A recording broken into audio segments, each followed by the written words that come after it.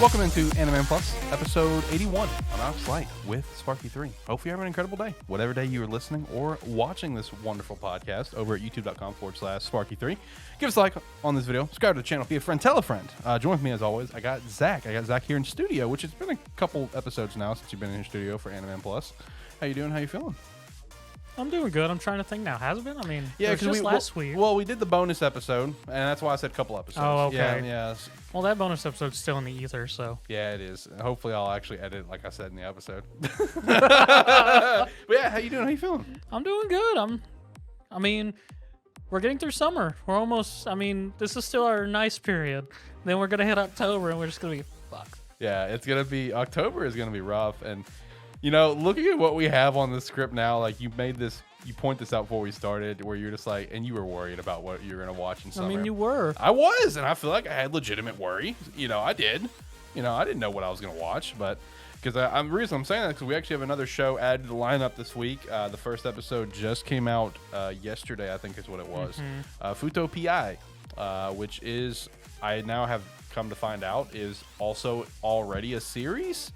It's a live action series as well as like a manga. So it's and I noticed that I went. So it's getting the triple treatment. Listen, I went into this fully blind. I just saw new show, episode 1. Sure, let's click it. Did no previous research. So like a minute in, I see like one particular character in like a certain outfit, and I'm just like, that's a fucking Kamen Rider, isn't it? Sure as shit, that's what it is. It's a Kamen Rider series. Oh. Yeah. So it's the police. So it's the police of the Kamen Rider universe. Yes, exactly. Oh God. Yeah. Those poor bastards. Yeah, you know, it already had its live action show and everything. Anyway, gonna chat about that. Got Classroom of the Elite season 2 now in the lineup. I went through all season 1, had a good time there. Then of course still have just like Lycoris Recoil, Run a Girlfriend, Overlord, Summertime, and Meme Quest. I'm sorry, Zach. Yeah. If you could, though, go check out some Rogue Energy. Use a referral link down below, promo code Sparky3 to get 10% off. We'd appreciate that support. As well as go to our website, sparky3.com. You can sign up for free or sign $5 a month. Keep in mind with the website, like all like extra videos we post up on the channel will always be available for early access on the website, such as the one that I put up this past week involving Immortal Weakling. The new series that kicked off on July 14th in Webtoon, very My Hero Academia-ish vibes. If you have not seen that video yet, definitely recommend it. If you are a die-hard My Hero fan, Immortal Weakling might be a series for you to check out. And of course, go follow us over at Twitter at Anime Podcast. We'd appreciate that. I think that's everything that we need to run through. I'll start turning on the music. I mean, that sounds about right. Yep. Yeah, seriously, go check out a Immortal Weakling video. I'd appreciate that. Oh, shout out to the Josh Pillow, of course. He is on the screen with us right now. Shout out Josh Pillow. Josh, how you doing? Awesome. All right. Yeah, fantastic. You know, it's funny you say that because on Crunchyroll today, I started watching a series called The Daily Life of the Immortal King. Okay. Which I assume they got through Funimation. I could be wrong. I didn't really dive too deep into it. But it threw me off because it started and it did a animation studio and stuff logos. I went, I don't recognize those studios. And then the series started, and it was in Chinese with subs. I went, I forget there's Chinese animation studios. Nothing against Chinese animation studios, because first off, I've watched a couple episodes, and it's really clean and everything. It's just with it's not as common. It's not as common, Yeah. and with the sources, the legal sources, we have to use to watch anime and stuff. You don't get to see a lot of the Chinese series. But I should have figured, because it's a cultivator series, because like the first shot after it gets through all the logos and studios and everything is literally somebody in a plane, which I don't know how much cultivator stuff you read or watched. One of the things is cultivators, once they get to a fort, will fly around on their swords, and it's a plane that's made in the shape of a sword. What was it, like Asta? No, we're talking like an actual plane. Like an actual plane Okay. that's been shaped and modeled into the frame of a sword, like a regular saber sword. Oh, okay. Yeah. All right. Well, hopefully you had a good time with that. I mean, it's in the range of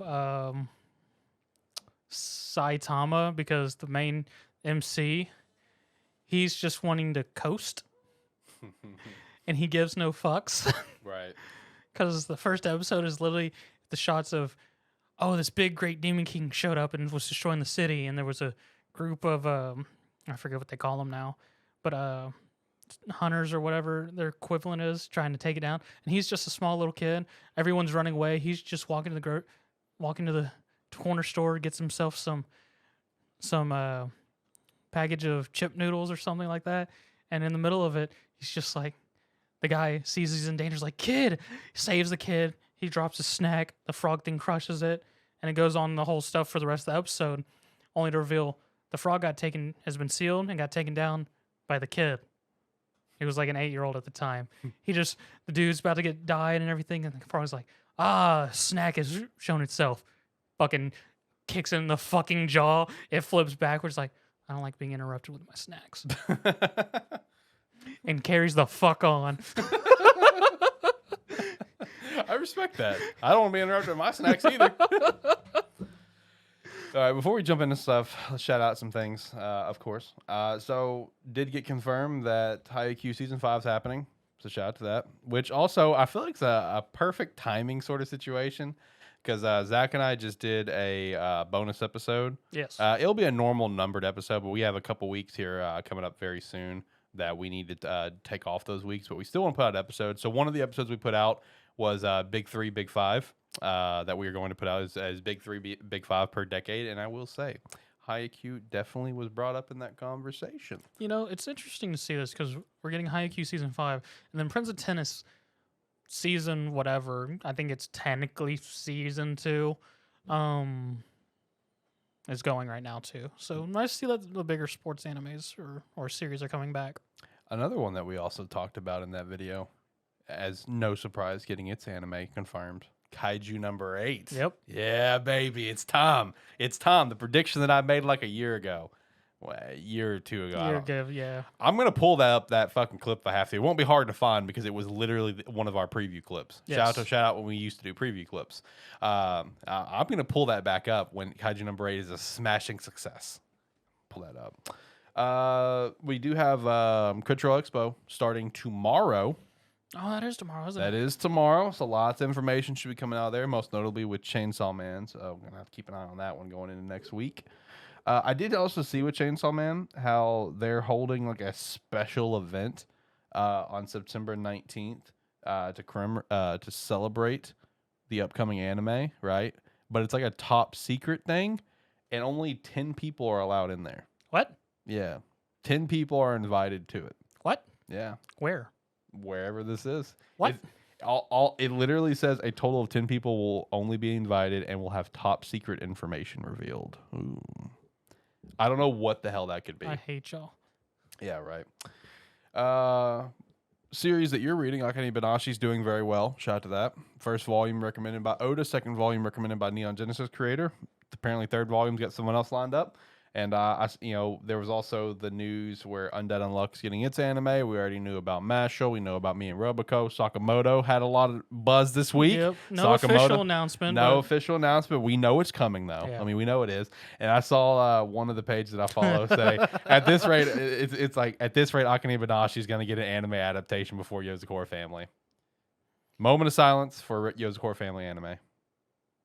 Moments pass. You sent me that, and my response was, "Is this your AMA group you go to every week?" Hey, look, Yozakura Family will get an anime. Okay, let me stress that it will. It's reached its point in its life, and it's like its popularity of the sales that it has gotten, where it will get an anime. But it's just like because it's on like the lower end of popularity, it'll probably just be when the series is done. Because isn't Ayakashi Triangle also getting an anime? Oh yeah, that one is too. Yeah, that's another one that started. That fan service series that it is. Mega fan service. That you know that one's gonna pop off online. I might watch it. We'll see. And then second live action movie for Tokyo Revengers is happening. I still need to watch the first one. Yeah, we got a link posted in one of our Discord somewhere. Yeah, if that link still works. You can still find it at that website, but that exact link may not work anymore. Oh, gotcha. But yeah, it's the same website that I use for Summertime Rendering. Does have the live action movie, and I've been meaning to sit down and watch it one day. Maybe we could watch it one night. We'll pop it up on Discord. Something. Yeah, we'll do something like that. I guess with that, I don't got anything else. You got anything? I don't think so. Okay. Lots of big news this week. Yeah. Legit. Like lots of big news this week of like, Sakamoto Days leaking, Undead Unluck. To be fair, yeah, because I know one of the channels I follow, they've been posting up a lot of new trailers for animes this past week. Yeah. And Witch Watch is probably going to get one at some point too. You know, I always look at it every week and go, I could check in, see where it is. See if it remembered it had its plot. Then every time I do, I'll go, but I don't want to be dragged back in. Right. That's why I'm just avoiding it. We know Elusive Samurai will get one at some point. Hopefully. That one I feel like will probably get its anime when the series is done because I don't think it's going to be a long run. No, it's already feels like it's getting close to the wrap up already. Which I want to say, like when the series started, it was like open and acknowledged, hey, this will not be a very long I remember run. us talking about they very much stated that this is not going to be a long run series. Probably like 100 chapters. Yeah, we're aiming for about 100. Yeah, so that one will get its anime when the series is just done. It'll probably be like a 24 episode season or something Probably. like that, show. But anyway, let's jump into stuff. I'll start because we got the new show for the lineup this week. Just kicked off, so I'll kick off with that, I guess, and we'll jump into everything else. Fuuto PI, which is like I already said, like a Kamen Rider series. It's already got its own live action show and all that stuff, right? It's got a manga for it and everything. So I will say, I feel like this is going to be a show that you would enjoy just because of like the main characters. I mean, the fact that it's apparently the police of the Kamen Rider universe and knowing what Kamen Rider is and what we got from Kamen Rider during our childhood, I'm just like, as I just stated before, those poor bastards. Yeah. No, I definitely think it would be a show that you would particularly enjoy, just because like right out of the gates, right? Well, okay, let me stress this: not right out of because right out of the gate you get like a flashback sort of sequence of like our main character's father, who was like the Kamen Rider, and how he died and passed on his hat to his son. His son had a no moment, and then it brings us to the present where it has our main character, who I got it pulled up here, so I'd at least get his name right this time. Shotaro Hidari, got his name. Boom. But I also have it pulled up. Anyway, Shotaro, he's at like a pier. He's like in his detective outfit, whatever. And he pulls out his phone, takes a selfie, sends it to someone. That someone calls him, starts yelling at him. It's his sister, and she's like, what are you doing? Why are you wasting time? He's like, but don't I just look like super hard boiled? Like it's just like his personality where he wants to look super cool and everything. I feel like it's something that you would appreciate in a character. When he, detective agency is the whole mentality behind this show. Our main character running this detective agent, his father was a great detective, etc. At this first sequence, it's like, hey, we got a client on the way, get your ass back over here. And then, as he's about to leave, he sees this woman who's like unbelievably gorgeous. He's like, geared up to like try to talk to her. He's like, I got this. Tries talking to her. They say a couple things, and like she goes like past him, whatever. He goes to turn around, and she's just gone. It's just like, all right, that was kind of weird. Anyway, so goes and gets to meet the client. The client talked about how there was a woman who like stole his bag, which was like full of cash, but he wasn't really worried about the cash as much, but more so the bag. The bag really means a lot to him, but he also really wasn't worried about the cash as much because it's love at first sight. He loves this woman. It happens to be the same woman. The detective immediately starts to kind of dial it in where he kind of figures it out, where it's like, yeah, it sounds like she's the right woman. Like he tried chasing her after her bag got stolen, and when he went down an alley, and she was just gone. The alley was a dead end. So it's just like same thing that happened to Shotaro when he bumped into her. She's just gone. She's known as like the angel or whatever, angel of something is whatever how that she's being referred to as. Okay. So basically, you get a quick introduction to his partner. You don't get to actually see him because he's like chilling behind like some curtains, like sleeping, like just vibing. He's just like, hey, do you want my help? No, I got this. Are you sure you don't want my help? I got this. It's like, don't need your help this time, bud. Appreciate it though. So we pretty much go through the rest of the episode, and like the thing that's gonna be very interesting about this show, it is taking place in like a fictional setting. Basically it's a fictional setting of Chicago. Because the Fuuto part, that is the name of the city, but it is called the Windy City Fuuto. So it's basically a fictional Chicago. Gotcha. So that'll be kind of cool. But like this show is going to be a trip. Like that's going to be the big thing is this show is going to be extremely wacky with what the hell is happening in this series. So like, he starts his detective work, he starts asking around, whatever, trying to figure out like maybe anything about this woman that he can. He ends up finding her because she's essentially like homeless, and like one way or another, he ends up finding her, just her, completely naked out in public, washing herself at a fountain in the middle of a park. Oh, All right. okay. Yeah, exactly. So he ends up finding her and everything. They start like they end up starting like a big chase and shit. And and that's when he finds out that like, how she disappears is because like she can like run on air. She can fly. Is it like So what you're telling me, this chase just leads to a naked woman running through the sky? she ends up getting dressed because Thank God. they try to talk. They try to talk it out, kind of thing. But no, like with this chase, like she's literally running through the air. He gets on his bike. He's being a badass in the bike. Really cool animation. Very cool scenes there of him running. Of what he's doing all on his bike and everything.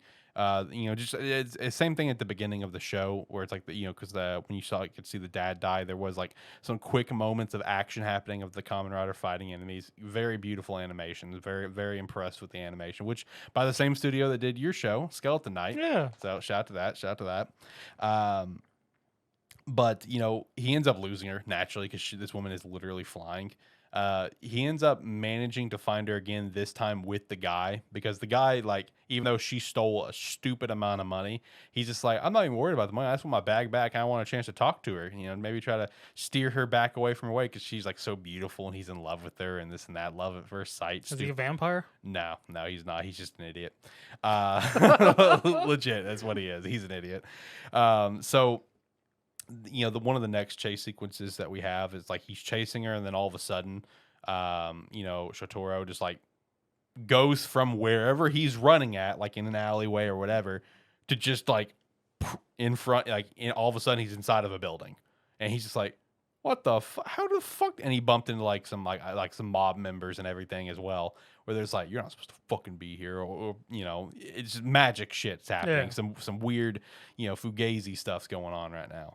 And the same thing, like when they find her again, and they're both chasing her, like the random guy.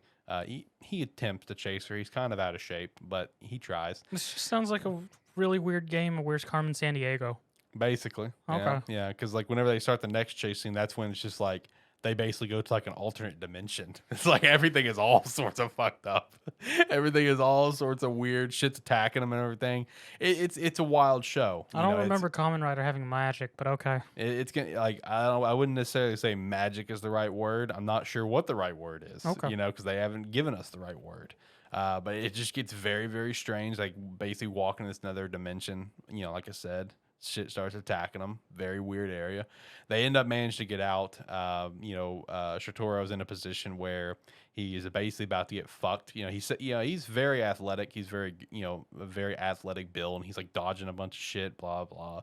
But there's like then it comes to a point where there's stuff that he's not gonna be able to dodge, and then that's when his partner comes in and saves the day because his partner kept bugging him throughout the whole episode. Like at the beginning where he's like, "You sure you don't want my help?" "No, I got it." Shotoro leaves. Whatever. He gets a phone call later, and his partner's just like, I'm pretty sure you're gonna need my help on this one. I'm just saying. So is this partner a precog? Is it partner what? A precog? No. Okay. No. You know what a precog is? No. That's why I was gonna say no and keep it moving. A precognitive person, so someone who can see the future, clairvoyant. No. Okay. No. Yeah, he's just very smart, and just by looking at the case and like looking at general details, he can come down to a point where he's like, yeah, my help's probably gonna be needed. Okay. He ends up coming in and saving Shotoro. He's just like, hey, sorry man, I know you want to be nice and like hard boiled and everything, and I don't want to rain on your parade, but I really feel like you need my help on this, so I'm gonna jump into this case whether you want it or not. And like saying all that, they're not on bad terms at all. Like they are like best bros, best buds. It's just Shotoro, he wants to be hard boiled and do everything that himself, because like when Shotoro starts to stand up, he's like, you are right, we are two halves of one detective. They have like a nice little bro thing going on. Yeah, they start walking away. I don't remember, there might have been an explosion behind them, I don't remember. The partner's name is named Philip, so that one's easy to remember, thankfully.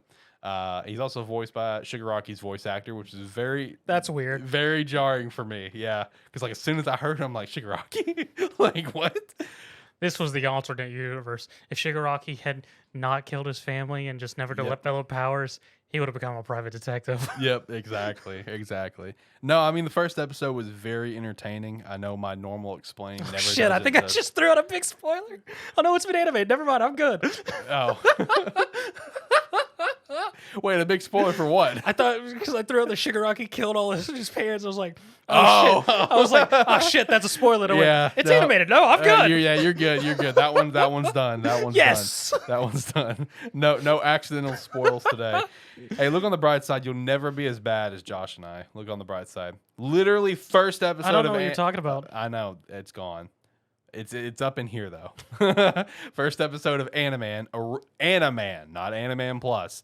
We jump into this thing. 5 minutes in, starts just like from literally the end of the fucking manga, starts spoiling Demon Slayer. That's a great way to start a podcast. Yeah.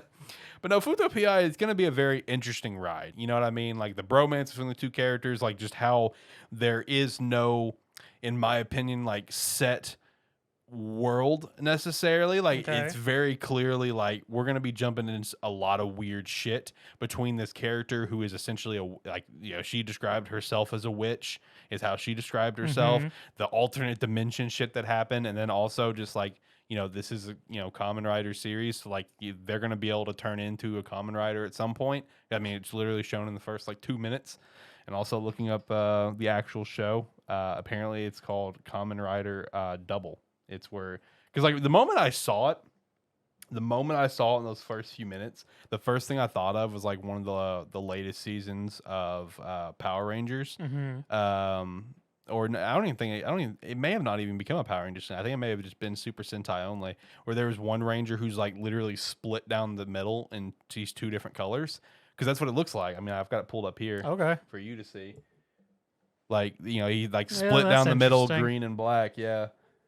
But that's who apparently they become. I don't know how they become it together, but they do. Because that's how the website has it listed. So we'll see what happens. And, they might be able to see that. My monitor's kind of in my camera shot. I'm very curious what that live action is now, because that live action just sounds like should be very entertaining. It probably would. Most Super Sentais are. They're very over the top. Yes. They're like Power Rangers watchers and fans. They don't understand. There's Bollywood and there's Sentai. Basically. Yeah, they don't get it. But no, Fuuto PI, it's going to be an interesting ride. That's the main thing. But it's also going to be one of those things that we'll see if it makes it every week for me. Okay. I mean, I enjoyed the first episode, but, we'll just see where it goes from here. With that said, how was Overlord? Episode 5 of season 4. So Overlord was good. We're starting to get into one of the first main things of the episode, or this season, I should say. Because there's always a fun thing with Overlord, and just how our MC, whose original name, I don't remember if it was ever stated even in like the first episode, but he just became Eins Ulgon, and everything. And he goes about all his plans and whatnot with all the floor leaders becoming his subordinates, being over the top subordinates. We had some nice little moments at first Albedo and Demiurgus. He's got a demon-like name, I can never say it properly. Are talking about how Eins' plans and whatnot, and just how Eins does things and all his people interpret it differently because they put him on a pedestal so he can't do wrong. And just how just consistently in the series and just through the story, it just nonchalantly goes, yeah, he just does things and it just stumbles around in the right direction for him. And it's just the thing of, that's not what I intended, but okay.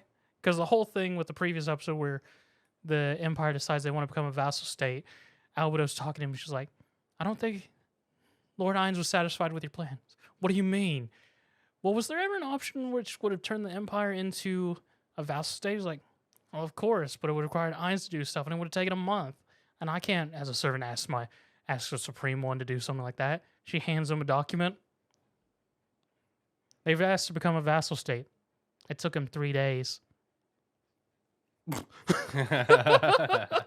he's just like, My word, what would he want with an incompetent like me? And it's just a great thing of just all his people just putting him on this pedestal of when he does things and it just happens to do other things. They're just like, Right. and just because there's even a moment because he's going towards the Dwarven Kingdom because he learned about runes and that the dwarves did runes, so he's wanting to get the rune technology from the dwarves. He goes to the lizard people he conquered back in season 2 because one of them had been with the Dwarven Kingdom at one point, wanted him to lead him. And there's a whole moment with Cocytus, one of his other leaders, who's there supervising the lizard people and everything here. He's just like, while they're having this conversation, he's just like, Lord Ines, if you're going to have a long conversation, you should sit down comfortably. And he's just like, okay, sure, we can do that. And Cocytus just gets on the stage, bows down. He's just like, Cocytus, what are you doing? Use me as a chair, Your Majesty. I'm just, and he's just like, he's like, Shaltir said you sat on her one time. He's like, that was a punishment to her. He's like, yes, but one of my people was being rude to you. So this could be a punishment. He's just like, fine, whatever. That's like a step on me mentality. Yes. Yeah. And that's how all his people just about feel. Please step on me. Because he sits on him and he's just like, do you feel comfortable, sir? He's just like, who was a better chair, me or Shaltir? He's like, why do you want to know that? It's like, why is that important? It's important to me. He's just like, well, that's literally what he says. He's like, it needs to be important, so I know how I can be comfortable for the one who's to ride me in the future. Oh. And he's just like, What is Overlord? well, the thing with Overlord is like, so it's a standard, the game, it was a game originally, and the servers were supposed to shut down, and Ainz Ulgon had become the leader of this big old guild who was focusedly monster races. They purposely were all monster races, made this big old dungeon for human players to come conquer and whatnot. And just they put tons of time into it a whole summer and made this gigantic guild and labyrinth and everything. And just he was celebrating the game as it was shutting down. It's the last time he was going to stay with it until the very last second. Server shut down. Instead of shutting down, his soul or consciousness or whatever was left in the game and it was teleported to this other world. Along with that, all the NPCs and whatnot that the people had created, his guild, all have settings. Like the NPCs, they all created and set up the AIs. Like the AI, the NPC created for this game would be absolutely insane. If we ever had a game with it, people would have such insane builds and characters. Because it's like to the finest detail describing how this AI and character should look or act.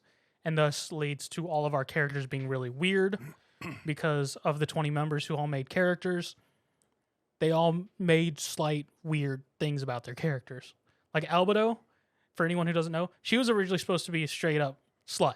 Like she was supposed to go around and just literally fuck anyone who came around, but because of one little setting he changed before the servers, she became overly in love with him. So instead of just going and find any guy, she now solely looked at Ainz and everything. And like even Ainz has made one character who's the guard to their treasury, and he's a super edgelord. His character is super cringe. But yeah, so all the leaders have weird traits. But carrying on, he goes to the Dwarven Kingdom and all this fun stuff, and finds a dwarf who can do runes and whatnot, wants to recruit him, is going to go to the other Dwarven Kingdom where people move to. The creatures, the demi-humans that had attacked and forced the Dwarven Kingdom to move anyways, came out. He tells Shaltir to go and capture them. She just high tiers it and just captures them all in moments and everything without killing them. Then interrogates them to learn that they're apparently moving to attack the Dwarven Kingdom and destroy it because they found a way to get past this big old fortress. You know, they're in the process of literally going in to destroy the kingdom, and they were sent there to attack anyone who managed to escape to this old haven. And the dwarf's just like, "My word, how could they do that?" And Nines is sort of just chilling, like, I mean, if we're gonna do diplomatic relationship, I guess we can go save them. But yeah, I'm looking forward to it because the Overlord's opening always really give a good show of everything that's going to happen. So there's several segments of all this stuff that it's been doing with the kingdoms, the Dwarven stuff. At some point, the Adventures are, I assume, going to attack his city of Irantil and try and take it back because there's a nice little shot of some Artemantian level adventure fighting one of his Death Knights. So we should get some very good action scenes here towards the second half. Okay. I guess next up, I can go to Lycoris Recoil, episode 5. This was actually a pretty interesting episode. I'm not gonna lie. This is probably my favorite episode so far. So is the series slowly getting you? Slowly, yeah. I mean, it still has like a lot of the same elements that I was kind of worried about, or it's just like one wacky adventure after another. That was kind of my worry. But like, there is still an overarching plot that is still there and referenced. It's not as bad as Witch Watch. I'll put it that way. Because Witch Watch Stone Cold forgets that it has a fucking plot. Stone Cold. But when it remembers it has a plot, it's really good. Yes, it is. Yeah, but it forgets it has a plot all the time. So this show doesn't forget it has a plot. It's still there, but there's still also just like a lot of wacky adventures or whatever the case is, episode to episode. I mean, last episode, for example, they went to the aquarium, and dicked off and had a great time, which then created a GIF that everyone was sharing on on Twitter of Takina, who's like who I've compared before as like the more like the Setsuna sort of character, Okay. like a little more serious, Yeah. not as bubbly as like just Chisato, where like Takina went up to like the aquarium and like made did like a fish motion, like just being cute shit, right? Okay. So like so that there are moments like that in every episode, but like this episode had a couple of interesting aspects about it, where it was kind of touched on Chisato's past, Okay. right? Because like there's this necklace that she has that represents the place that she came from essentially, and it doesn't dive into it a whole lot. This will still come later, but like the pieces that was addressed was like, oh, that's very interesting. Where it's like I want to know more, because like literally the episode starts off where like their new mission for the day is to basically escort this very high-ranking official, whatever, and just take him on a tour of Tokyo, right? So he comes in, and I feel terrible for forgetting this guy's name, but who's the guy who's like stuck in a wheelchair and communicates through like a... Stephen Hawking? Thank you. The name just slips my mind all the time. Basically, this guy looks like that, right? Comes in a wheelchair. He communicates via like a little computer on his wheelchair. He has goggles. You can't see his eyes or anything. That is how this character looks, right? So they're going to escort him around Tokyo, give him a tour. They got a full like brochure and everything. It's all gonna be a great time. And as like they are going to leave, like he makes a comment about like himself, because like they uploaded the brochure into his little computer so he could see it, kind of thing, and Chisato makes a comment where they're kind of similar in a way, and when she does that, she makes like a heart, whatever, and then the guy's like, oh, so you have like a pacemaker or whatever it's called. Yeah. And she's just like, oh no, and then she basically, I don't remember her exact words, but she says that she doesn't have a heart. And then, he's just like, oh, so you're in, he said, it responds where he kind of understands what she's talking about. And he was like, what did she just say? It's just like, all right, everyone, let's go. And she sits there, like, walks out. The guy's super bubbly, having a great time. And Takina's like, no, seriously, are we just going to ignore that she just said that? She's just like, come on, Takina. It's like, okay, whatever. It doesn't really get brought up. She is the Tin Man. Basically. Doesn't really get brought up for a little bit. Like, they're going on the tour, having a great time, and blah, blah, blah, this, whatever. That's when you get introduced to, like, I guess, the antagonist of the episode, which is an assassin. I forgot the name, but he is a well-known assassin, a silent assassin. I think it's actually, now I think about it, I think his name's literally Silent Jin, because he's literally, no one even knows what he sounds like. No one's even heard his voice. For the people that he's ever had encountered in some capacity, it's like people that he's worked with. So like this particular assassin is trying to assassinate said higher up, whatever, throughout this episode, or trying to reach him steadily but surely, whatever.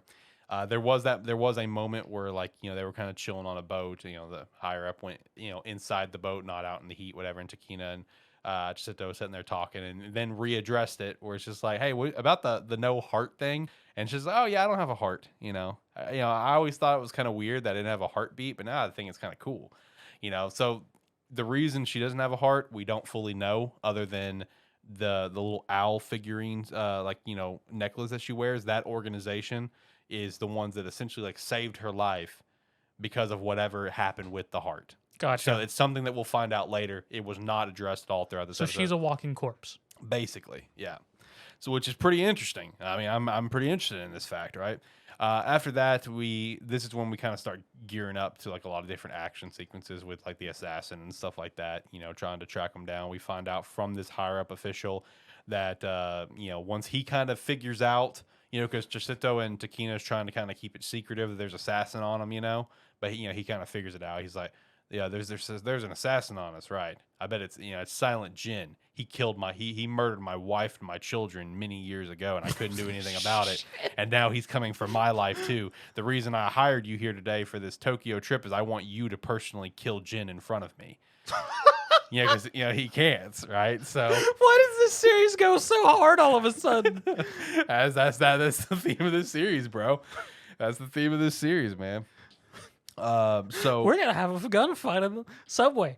Then we're gonna go shop for underwear. Yes, exactly. Then 100%. we're gonna tour around Tokyo with this VIP. This VIP just in the background. Yes, kill this man for basically for $1 million. Basically, you get a lot of shots of Takina and him duking it out and fighting. Chisato comes in and does Chisato things, because she's a fucking badass, but still not using lethal bullets. She has no desire to kill anyone. Candy canes and rainbows. Basically, I mean, like literally the bullets she fires off like sprays off red paint. So, even whenever the higher up came up after like they managed to take out Jin, he's just like, all right, now kill him in front of me. I want him to die. And Chisato's like, sorry, I don't kill people. And she kind of alluded that it goes back to the whole like organization thing that saved her life. It kind of goes back to that where she doesn't want to take other people's lives because her lives was saved, right? So that's kind of her mentality on things. And then it also gave some general like alluding to whatever organization like saved her life. Like the people that come from that organization are very like important people in some capacity. That's about the best I can tell you right now because it's still like we're gonna figure it out more. Gotcha. Because even the higher up said, if you're the children of whatever, then you can do this and this or whatever he said. So it kind of alluded onto that. And then basically as they have the conversation where it's like, no, I'm not gonna kill him, sorry. The dude like dies. Like the assassin? No, the higher up, he just like dies. Like there's no heartbeat. He just stops talking, computer shuts off and everything. And then we come to find out that the body that you saw in that wheelchair the entire time was already dead, and it wasn't even this higher up. The body was just some random guy that died at a hospital, and they took his body, put him in the chair, and put all the equipment on him. There was someone else, the man behind the chair. They Ferris Bueller'd him. Basically, yeah, because even like like I guess like the potential like antagonist, whatever, is the way the vibe that it's set up for is it felt like an antagonist. Like the only shot you got of him, the man who was actually like controlling like the computer and talking to the girls the whole time, he had that same owl pin on his suit. That's the only shot that you got of him. And then the episode ended with more of like, I guess, general fan service that everyone is kind of coming to this series for. Did they at least recruit Silent Jin? No, they went in separate ways. Yeah, it's also when it came to Silent Jin, like the head guy of this shop that like it's like in charge of like Chisato and Takina. Him and Silent Jin were partners once upon a time. So like they have like a little like you find this out at the end of the episode. Like I didn't forget to mention this. So like they have like a little moment where they talk and then they go separate ways. But yeah, like the last shot of the episode was like that fan service stuff that everyone like I've seen personally everyone hype up online, like the ship between Chisato and Takina, whatever. Because like when they were on the boat, like Takina, like it's not like one of those things where like there's a very visible interest between them, but it's just like more so like Takina is just like oblivious, to a lot of things. Like she's very like straightforward. Like whenever, Chisato said that she didn't have a heartbeat, Takina's first impression was going to grab her chest because she wanted to feel and see for herself there's no heartbeat. And she's just like, don't grab my chest in public, don't do that. So at the end of the episode, Chisato's like laying down on a bed vibing, and then Takina lays her head on Chisato's chest just for the sole purpose of like, oh, there really is no heartbeat. And Chisato was like, yeah, it's cool, right? And that was how the episode ended. So I saw that and I'm like, more fan service for people. And there's just a screenshot of them laying on each other. Yeah, exactly. Okay. 100%. So I mean, the amount of hype that I've seen online for this series just based on that, like a ship between them two, like that's literally the hype. So the for hype series. is just the fan service. It's not even like when I say fan service, like there's not even actual fan service. You know what I mean? It's just like people like just really want these two to be shipped together. That's all it is. Okay. And I also want to stress, and I should have stressed this when I first started talking about the show because I knew about it, forgot about it, and then remembered it. There is no like content to go based off of for this series. This is an original anime with a manga coming later. This is basically like a talk op situation where the anime came first and the game's coming later. The game still hasn't come out yet. Hopefully sometime. They're still getting updates for it on their Twitter. They're still putting videos up, but that's about it at the moment. But that's the situation we're in for this. So it's not like, we can refer to a manga and say, oh, look at that. They do get together. Oh, no, they're just very good friends, So that's one of the big hypes behind this show, at least on Twitter. That's the hype that I see all the time on Twitter is the ship between these two. Lloyd and Yor are very good friends. Right. Right. That was an alright episode though. Rent a Girlfriend episode 15. This one is actually very quick. I can do this one very, very quickly. Was it just a standard rom-com? Yeah, basically. Literally all it is Mizuharu's birthday is coming up. Kazuya is freaking out the whole time, not knowing what to get her. So we spend an episode going shopping for a gift that we eventually don't get, but we get something sentimental enough that she accepts it anyways? More or less. I mean, he does get a gift. He does get a gift, yes. But yeah, he doesn't know what to get. He's freaking out the whole time. So he hits up everyone's favorite shafted girl of Sumi to get her help. Sumi is kind of in the same position as like can't remember her name. Who is the third? The other girl in blue box, not the main character. Hina, thank you. Hina's not getting shafted though. We both know she's. I mean, going eventually, yes, but Hina right now, Hina's in the lead. Hina's not in the lead. Let's pump the brakes. We know that's not the case. Bullshit. Bullshit to your bull. Anyway, off topic.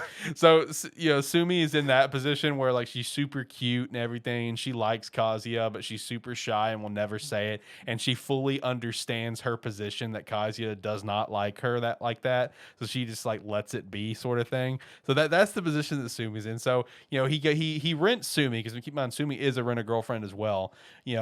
For this date and everything because he needs her help. Like what would be a good birthday present for like Mizuharu or just a girl in general, because Sumi and Mizuharu are friends. That's the episode. That is literally the episode. They go to a play. At this play happens to be Mizuharu in it.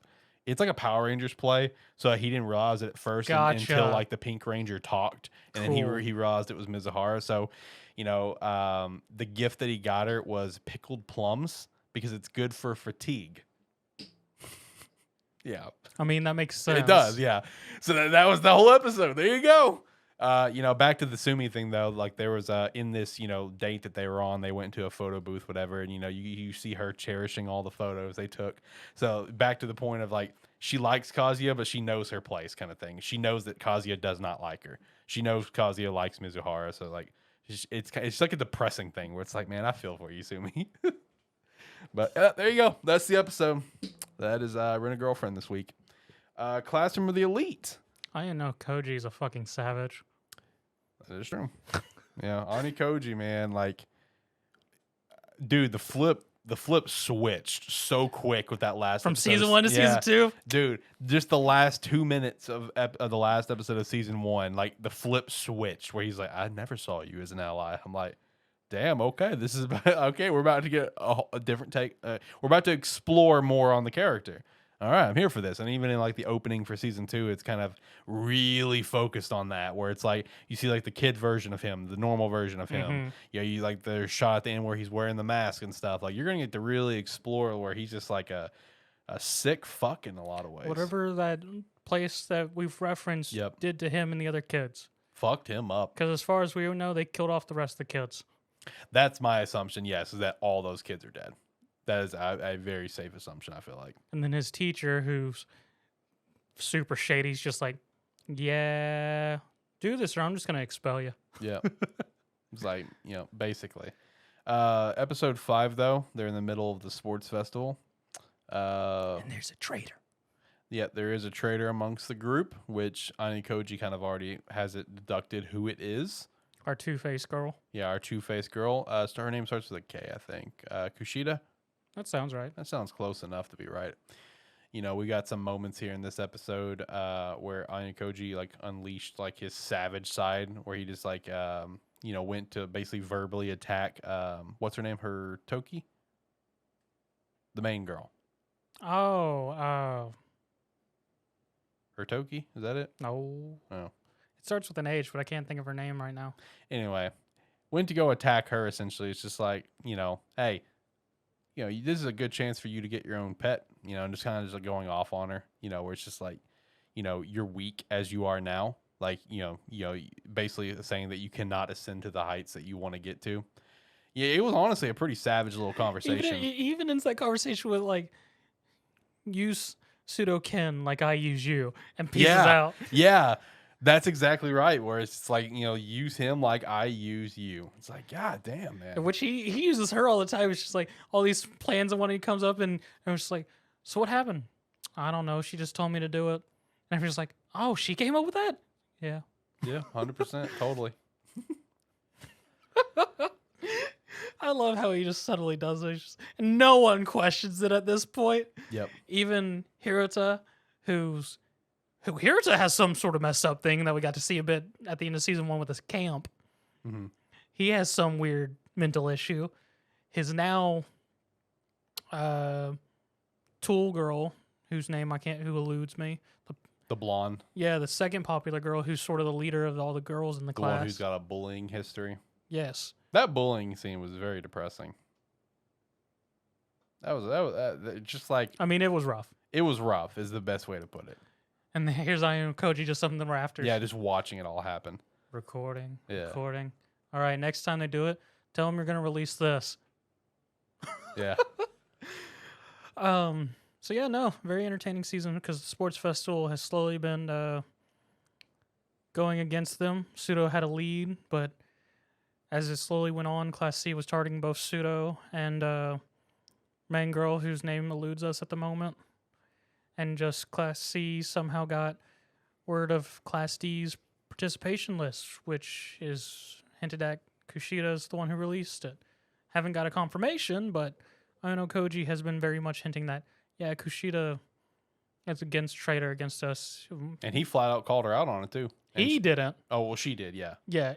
Main female girl, she did, because I know Koji told her about that, his suspicions. She just straight up had him call her out and said, "Are you a traitor?" I'm just going, I didn't expect her just to outright ask it, but okay.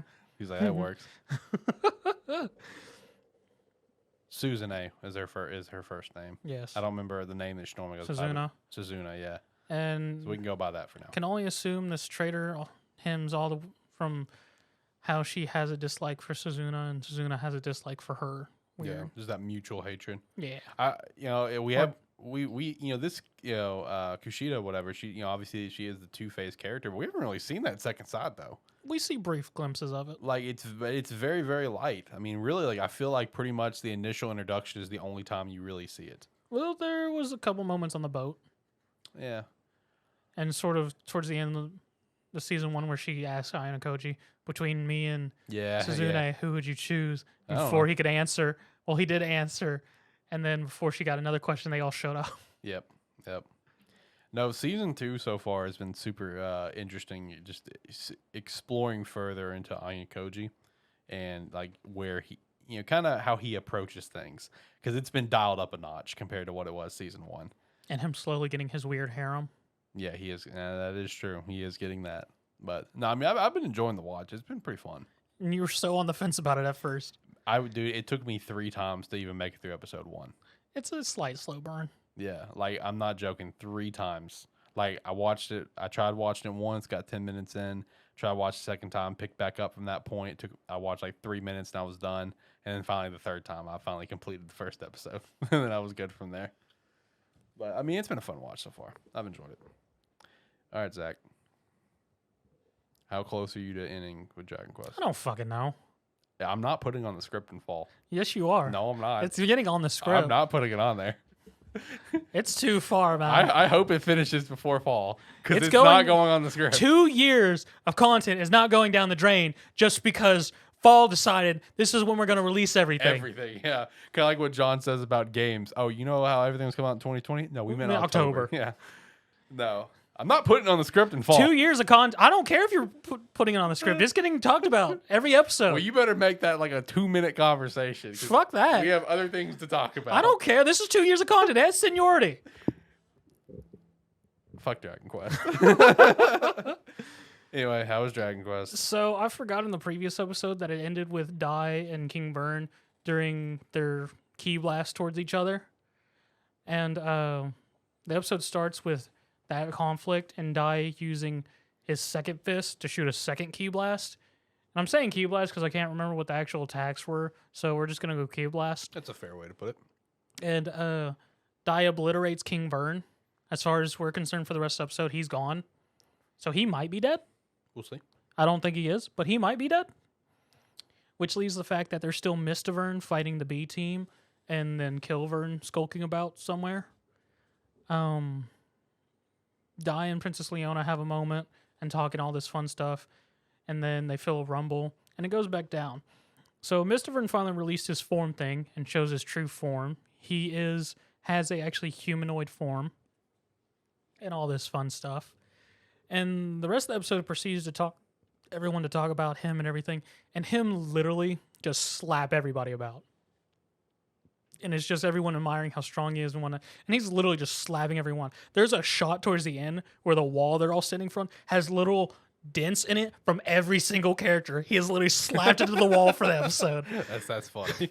Like, I saw that, I was like, that's hysterical. That's actually amazing. I actually like that. It's so there's just big holes in the wall of just everyone he's just slapped.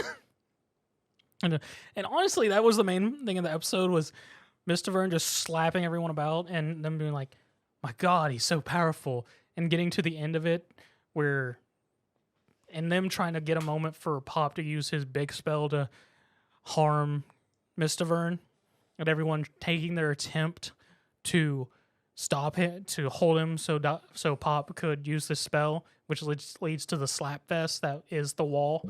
Only for the end of it to be Poppy offhandedly mentioned, you even used your refractor fist, ma'am, and it didn't do anything to him. And Mr. Beast, who is literally just the mouses and ma'ams. Shout out to Mr. Beast, 100 million subscribers. Ma'am and Chu's master who taught them martial arts. It's just him with a sheet over his head like he's a ghost. And anytime anyone tries to address him as master, he's like, I'm Mr. Beast. I don't know this old man you're talking about. And he's like, ma'am, you used your refractor fist and did nothing? He's like, yes, master, I'm Mr. Beast right now. Oh, well, that means he's not alive. And they're just like, oh, it's like, and if he's not alive, I know how to stop him. All right, Pop, I'll get him to stop. Make sure you hit your spell. And he walks up, and Miss Fern's like, what fool is this now who's going to step up to me? He's like, ha, you're not alive. The only way you're standing there is you use the secret magic spell of frozen time. How do you know that secret spell? What's the matter? Let's throw hands. Time to throw hands. Let's go. And I was just like, this is a bullshit secret spell. And that's how the episode ended. And the preview was just of Mystavern and Mr. Beast throwing hands next episode. So, okay. Shout out Mr. Beast, 100 million subscribers. Watch the special today. Shout out to that. All right, next up. Summertime rendering episode 16. So a lot of like info, like context, like stuff like that, like, you know, a lot of good, you know, just general keeping the plot moving development happened, but nothing like over the top hype. I mean, we had back-to-back insanely hype episodes, right? So it's only natural that, like, you know, this episode's kind of more on the chill side and, you know, just kind of keep the plot moving sort of thing. The main kind of takeaways from this episode is like, we have the gang going to check out the old like facility again, right? Mm-hmm. Where, you know, owned by, you know, Sal's parents and everything. And getting down to like the lab and stuff. Like we have some stuff early on involving the Shadow Mio because they were going to corrupt her. They did corrupt her where Shadow Mio is on their side, but she still has almost like the same personality as Shadow Mio had before, right? Where she's super like, because Mio is very like energetic, where Shadow Mio is very like mellow tone, right? Okay. And she still has that same sort of like personality, even though she has been like kind of reconfigured to be on their side. So we have some shots at the beginning with like Shadow Mio just, being kind of a dick, but in a funny way, right? Okay. Where it's like they have like this mission planned out to go check out that facility, whatever. Don't want to bring Mio along, obviously. So Shin asks Shadow Mio to protect Mio, and Shadow Mio is just like, "Is that an order?" And Shin's like, I wouldn't necessarily call it an order, but I mean, if you could, it'd be really nice. I mean, we'd appreciate that. And then basically Shadow Mio is just like talking to Shin and completely outing the fact that Mio likes Shin, where Shadow Mio is just like, have you ever bothered to notice how I've never called you Oni-chan, whatever, like, brother? She always calls him Shin-chan, and, he's like, have you ever just bothered to notice that I've never addressed you that way? Just starting to out Mio, and Mio's just like, all right, shut up, let's get out of here. It's like, please stop. Moving past this subject. Basically. So we get over to the facility and everything, just kind of doing some general, looking around and stuff. Also with that as well, with that, the whole like, do you like, because like it started when Shadow Mio was just like, hey Shin, did you get a girlfriend over in Tokyo? And that's what started it. Okay. And Shin's just like, no, no one could really understand my accent, which I am glad that's just openly addressed, because when I started watching this show, I wasn't, since I'm not watching the official release, I was curious if this is like just bad translation by someone doing it or the actual way they talk, because like, instead of, I think I've mentioned this before, instead of like saying you and stuff like that, they'll say yeah or you're, and like it's just Gotcha. like that's like the island accent, which is such a nice touch that they have that in the anime, that it is just the accent. So Shin's just like, yeah, no one ever understood my accent, so no, I was hoping it'd be like a When in Rome sort of thing, but no. I appreciate little touches like that because like there's a series that I watched all back, Beck, which is a slice of life. Yeah, I've heard of it. It's a slice of life series. There's a whole aspect of it because it's a Japanese rock group, and there's aspects of it where they're interacting with English people. So they have a nice touch where they have the Japanese, and they actually hired some people with some decent English voice acting to do the English parts. And there's miscommunication where if you watch the dub, it's just all in English, right? So it looks really weird. Oh, okay. And I'd imagine Summertime may be the same way if this gets an English release, English dub. Yeah, I could see it being the same way, because I mean it is very apparent when you start watching it. or they just give him the hardest Southern accent possible. Please no, please no, please no. That would be fantastic. Please no. But anyway, in that whole sequence, well, Urshiro at this moment, she's currently his watch, because it's one of the common transformations that she does. So she starts freaking out as well, because there's an obvious thing between them. So it was just like a funny little moment between everyone. Anyway, back to the main plot point of here is that we're going to check out the facility and stuff. Urshiro, senses a shadow. They're all kind of stanced up, ready to throw down whatever. They turn, they see like the feet of a shadow, and then it kind of zoops away. They start kind of chasing it. They reach into a room that it went into. The room is kind of a dead end. There's nothing in this room, just an empty room, walls, whatever.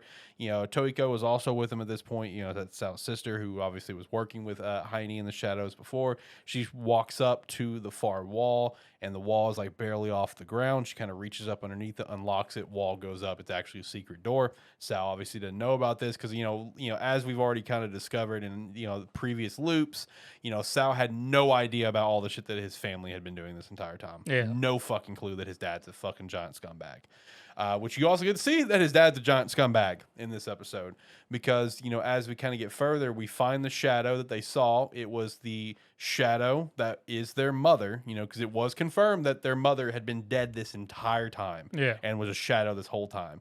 So that shadow is currently like choking out the dad, and Sal's just like, oh God, what do we do? Oh no. So that, they all try to kind of, Shin's getting ready to fire, do his thing. And Shao's like, you can't do that. That's my mom. It's like, but she's a shadow. It's a whole thing there, whatever. Urshiro steps up, in super fast, Sonic the Hedgehog mode, essentially.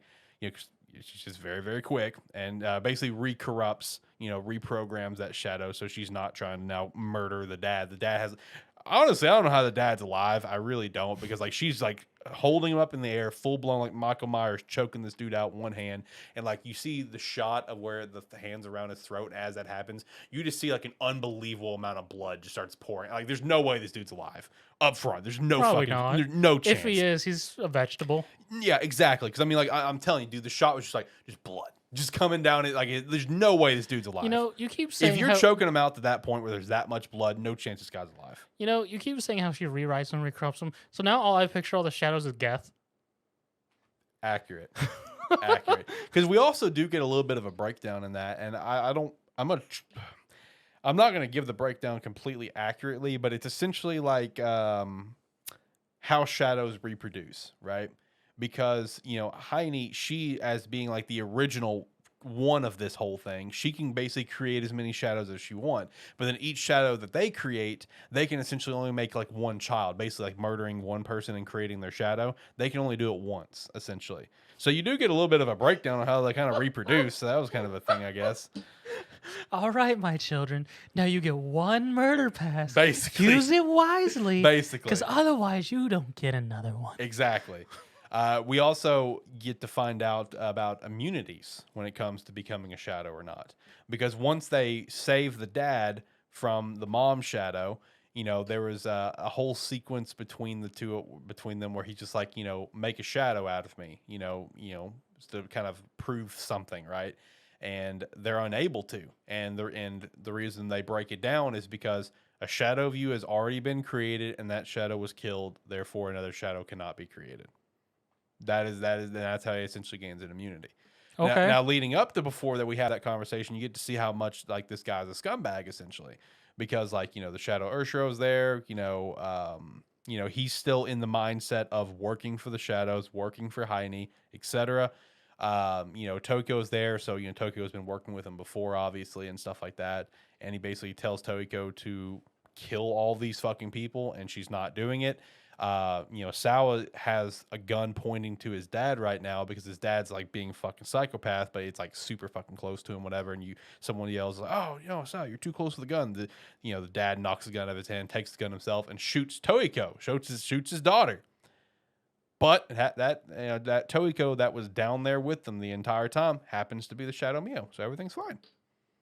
Because the moment that it happened, even I said out loud, I was like, "Oh fuck," because he just killed his own daughter. Yeah. But then it just transformed into Shadow Mio, and Shadow Mio, Mio kind of goes up and basically knocks the gun out of his hand, like does whatever, and she's like, "Oh, did I surprise you?"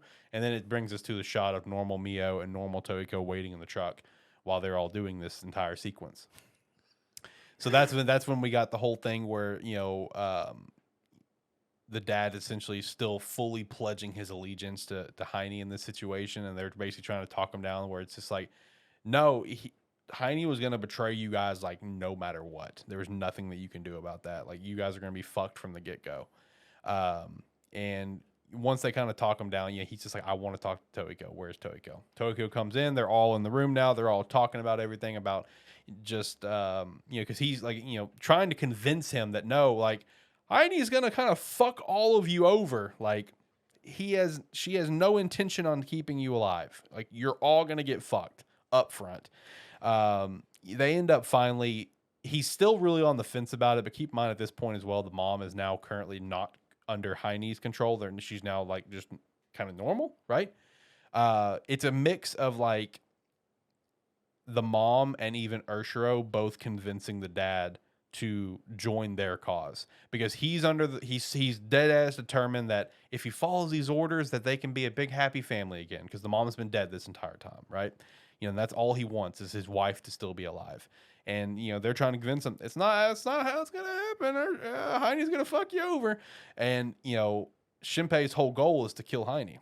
But then the dad points out, but he's like, but if you do that, then I want you to know that your Urshiro is gonna disappear as well, just like my wife. Basically, Heine dies, all shadows die is the main mindset here, right? Which he's not okay with that. He wants his wife, and the wife is okay with dying in this situation because she's now coming to realization that she is a shadow. Urshro is convincing her, hey, you're a shadow. I know I seem completely normal, but hey, I died too. I'm a shadow right now, just like you are. You know, getting her to come to terms with this, and she's basically convincing him, it's just like, hey, I'm okay to die. You know, if it can mean for a safe future for our kids, I'm okay with it. And the dad's just like, but without you, I have no purpose. It's like, yeah, you do. You have your kids. Like, what do you mean? And, you know, even Ursho is the same way, where she's like, yeah, you know what? Yeah, it's no big deal. If I die, I die. It's all good. I've already died once. Me being alive right now, that's just bonus life. It's all good. You know, if Ursho's mindset is, if I can, you know, defeat, Heine, whatever, and everyone has a peaceful future, it's worth it. You know, she's like, I already died once. It's all good. This is bonus life. I don't fucking care. They, you know, through extensive, you know, convincing, they convinced everyone over. You know, and the mom had a nice little moment, you know, talking to the two kids real quick now that she's come to realize that she's dead, that she's thankful that she got to still see them grow up, even though she did die, et cetera, et cetera. Then the doctor, you know, is now on their side. The dad's on their side, right? And he pulls out a book of all of the patients they've ever had come through there and come through their little morgue area they essentially have, because all of them have essentially been Heine's meals over the years, which included in there is Shinpei's parents. Shinpei has been under the impression the entire time his parents died when their boat sank. That was not the case. They just happened to stumble upon the cave that Heine was at, and they were murdered, and it was set up to be a accident. So that was also found out in this situation. You know, Shinpei also asked if, you know, he knew the actual identity to Shibi, which is Forearms. And he did. Apparently, Forearms' its original identity was the first founder of that medical facility where Heine was, that we got to see in the flashback episodes. And that is where the episode ended. So, just a lot of setup stuff. So he's still going to betray him, right? I feel like it's possible. I don't know. It was a pretty emotional scene between them. So, I don't know. We'll see.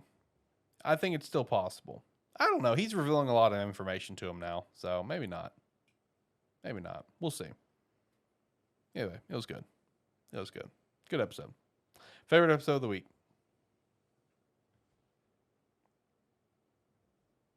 Overlord. I'll give it to Lycoris Recoil.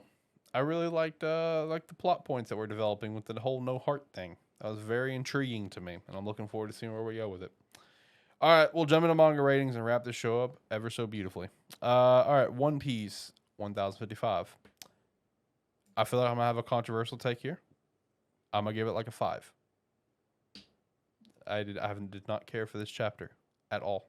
There were aspects about it that were good, but my big beef for any One Piece fans listening is that I'm really personally annoyed that you finally introduce this character that you had teased previously, like, and a character that in theory is supposed to be super, super strong, and you made him look like a complete bitch. And I understand completely that it's also to like hype up another character who's like obviously super fucking strong, like a character that we already know and it's well-established character, you know? I fully get that. But it's just like, if you want to just hype up that other character, I feel like there could have been a different way to do it than introducing this character that you've teased so many times and made him look like a complete fucking bitch. I personally wasn't a big fan of that. But from what the leaks that I've read for the next chapter is going to be pretty fucking solid. I just didn't personally care for this one. That's me, though. My Hero 361. 8. I'm going to give it an 8, but I'm going to go ahead and say it right now. Next chapter is going to be a 10 for me. I'll go ahead and say it right now. Just from like 3 single shots that I've seen. Black Clover has returned. Now in its final arc. Chapter 332. Not a lot happened, but again, Black Clover is back. That's the I don't know what you're talking about. We got the pivotal moment we've been waiting for since chapter 1. Okay, now that is fair. That is fair. That is fair. We did. Yep. With Asta. Yep. Asta got brother zoned. He did get brother zoned, as we always knew he would. It was a great build up, though. It was. Yeah, we're just like, oh, Asta's going to go confess his love. What? To who? Me? Me? Who?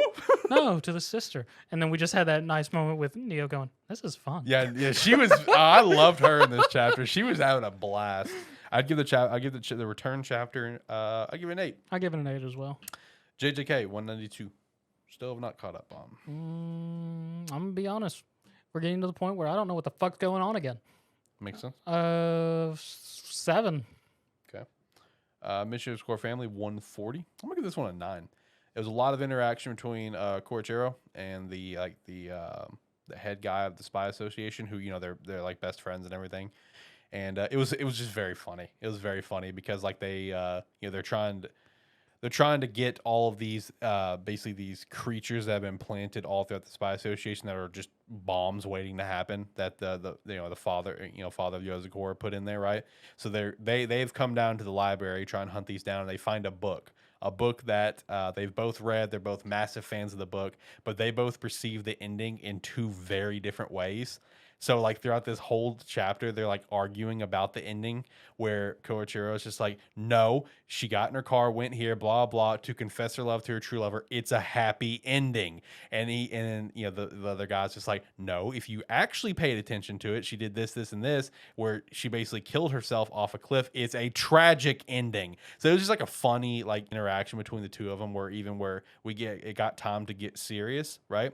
And you get to see the boss of the Spy Association do some serious work because he's more like the stealthy type. Because Korochiro was ready just to get fucking unleashed, right? He was like, all right, whatever, let's fucking knock these out all real quick. And he's like, calm down. This is a very important library. Just let me handle this. I'm stealthy. You're not. Chill. While I'm doing this, why don't you go read that book again and figure out that I'm right and you're wrong? Go and does this thing, whatever, comes back, and it's just like, Korochiro's holding the book. He's like, it doesn't matter how many times I read this book. I will always come to the correct conclusion that is mine. So it was just a funny interaction between the two of them. I really enjoyed it. Undead Unluck 121. I'd give this one an 8. Mashle 118. I give it a 7 personally. I give it a 6. Sakamoto Days 81. Give it a 9. I give it a 9. The only thing I'm learning from Sakamoto Days is don't fuck with old people. Yep, don't fuck with old people. True. Elusive Samurai was on a break this week. Blue Box 63. Okay, so Hina's in the lead, man. Hina's not in the lead. Hina is in a prime position to make out with our MC on stage in front of people. She's not in the lead. As it stands, I already know where this is going to end, but as this stands, she is in the lead, seeing as she's going to get a kiss, and main heroine hasn't even gotten that point yet. She's not in the lead in our MC's heart. That's all that matters. He's been leaning that way a little. Not in the lead. He can't get her out of the head of the shot of her just laying on that desk. Now, that is true. He can't, but she's still not in the lead. I'll give it a chapter an 8. I'll give it a 9. P6, 43. I give it an 8. Akane-Banashi, 24. 8. Chainsaw Man, 101. You should kill her. What? Why would I do that? You can make a weapon out of her. She'd be really strong. You like her. It'd be more. You feel guilty about it. It makes it more powerful. Talk about devil on your shoulder, man. I know. I'll give it an 8. Give it 8 as well. You should back up slowly. I said slowly. Yeah. Kaiju number 8, chapter 68. 9. I give it a 9 as well. And Kaiju number 8 will be on a break for the next month. Oof. Yep.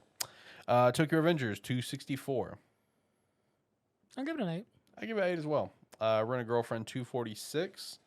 Damn, what happened in 246? I know I read it. I know for a fact I read it. Oh, that's right. I remember. I give it an 8. Decent chapter. Eden Zero 202. Now that one I forgot to read. I just realized that. I meant to read today. I'll give it a 7. Also forgot to read Seven Deadly. My fault. Unordinary 270. 7. 7. True Beauty 217. Man, lots of stuff happening right now in this series. Lots of stuff happening because we're at that big pivotal moment of her secret being out to the world, I'd give this one probably a 9 or a 10. This was a very good chapter. There was a lot of interesting things about this, and the chapter leaves you on a big cliffhanger. So 9 or 10. Weak Hero 201.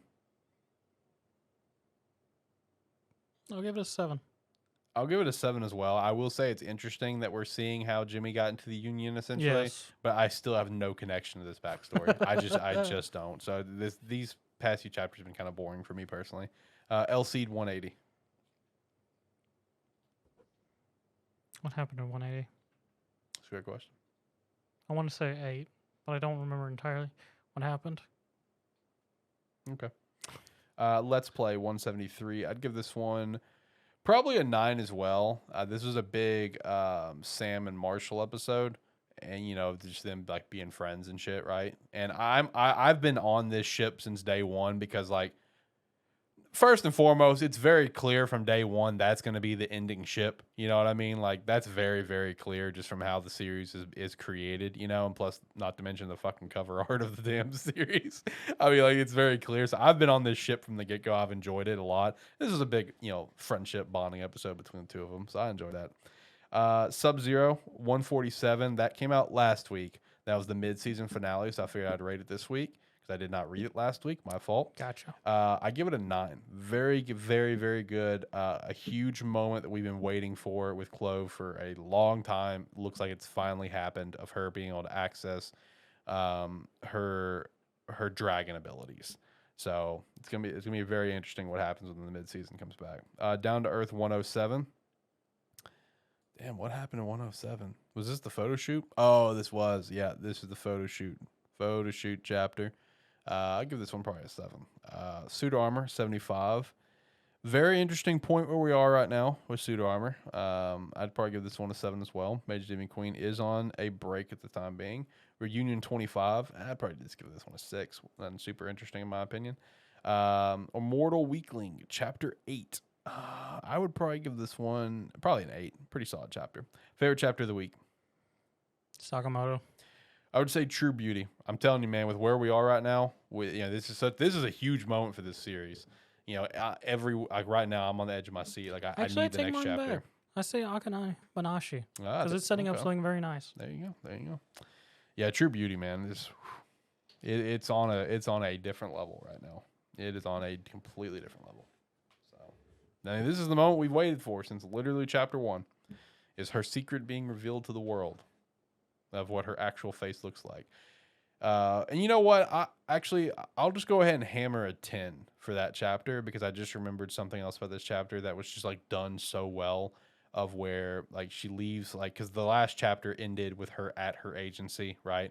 And then in this chapter, you see just like how mentally like psychotic her like main agent is, where, her main agent was the one that tipped off people about her true identity. But then, she's just like, I wasn't ready for that. Like I was scared. I didn't want to do that. But then, her agent was just like, yeah, but look at all the numbers that you're getting. You're so popular. Now you have a great sob story that you were bullied and this and that and this and that. Like she's a complete bitch. Main character who I, again, will never even attempt to pronounce her name. She's leaving and walking through the crowd. She's currently in makeup, right? But she's like in a mindset where she thinks everyone's talking about her, like whispering, but no one actually is. But then after that, bro, was such an awesome shot of where she's like in her head, and across from her is her non-makeup version, and the two of them are talking to each other. Where it's like her normal version is just like, yeah, but you hated me. You tried to hide me. You didn't try to accept me. You didn't try to accept me one time. And the makeup version is just like, yes, I did. I tried to. It's like, oh yeah, really? No, you didn't. You just tried to keep push me further and further down. You were trying to hide me at every turn. So it was a nice inner conflict that she was having. So I'll give the chapter a 10. Honestly, that was very, very well done. I really enjoyed that. With all that said, I think that's it for the show. I think we got everything. Sounds about right. So I'll hit the music and we can work our way out of here then. Like, comment, subscribe, rate, whatever your platform allows. It does help. If you're watching this on YouTube, you can hit that subscribe button, help us build our community here. And also hit that bell to notify you when any video goes up. Thank you very much. Bye. Do everything that he said and more, including checking out us at our website, sparky3.com. You sign up for free or sign up $5 a month. Definitely appreciate that. Check out some Rogue Energy promo code Sparky Favorite 10% off. Use the referral link down below. We definitely appreciate that as well. As well as join the Discord. Check out the merch store, which does have a promo code. The famed promo code TechProbs with a Z is back. So we had a Tech Prob kicking off a terrible football show live. 25% off everything in the merch store right now. Follow us over at Twitter at Anime Podcast. Check out the other shows like Game Static Terrible Football Show, which of course has gone live. Talk movie stuff and Spark Park. With that said, until next time, guys, have a good one. See you next week.